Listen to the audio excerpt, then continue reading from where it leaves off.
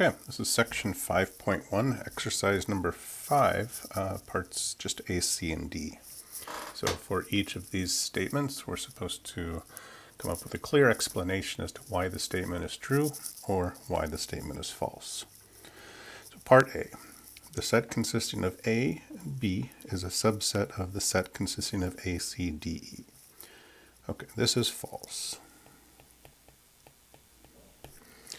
The reason it's false is in order to be a subset, everything in here would also have to be an element in here. So consider B. B is in AB, but B is not in A, C, D, E. And so the element B serves as sort of a counterexample for the set AB being a subset of A, C, D, E. Part C, the empty set is a subset of the set consisting of just the number 1. This is often unintuitive for students at first. I'm going to give the answer away here and say it's true, but let's see why. For one set to be a subset of another set, we can think of it as having to satisfy the following state. So in this case, with the empty set and the set consisting of just 1, we'd want to look at the statement, for all x in our universe, if x is in the empty set, then x is in the set consisting of the number 1. That's what it means to be a subset. If I ever have something in here, then it must also be in here. That's sort of the definition of what it means to say that the empty set is a subset of the set consisting of 1.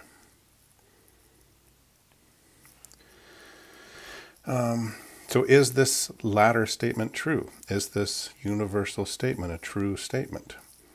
It looks a little bit odd because of this part, the hypothesis. We have a hypothesis that can never be satisfied. We're never going to find an x that's in the empty set by definition of the empty set. There's nothing in there. So we have an if-then statement where, in a sense, this part's always false. But remember, that makes the entire if-then statement always true. And so our statement is sort of vacuously true. The empty set is a subset because anything that's in the empty set is also in the set containing 1. There just doesn't happen to be any elements that meet that condition. In fact, for any set A, the empty set is always a subset of any set A by that same argument. Part D. If A consists of the elements little a and little b, then the set containing A is a subset of the power set of A. So you need to read a little bit here, make sure you understand the definition of the power set.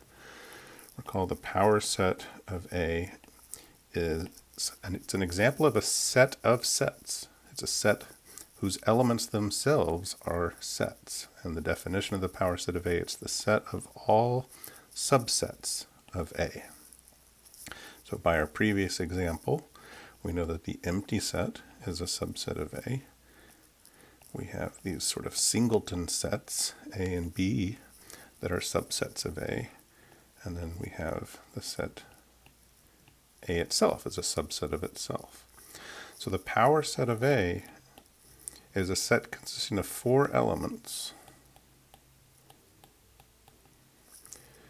that are listed here. And each of those elements is itself a set. So it's a set of sets. Now what about this set? Is it a subset of the power set? Well, no. In fact, what this is an element in the power set of A. So this is true. But a subset of power set, that's a false statement.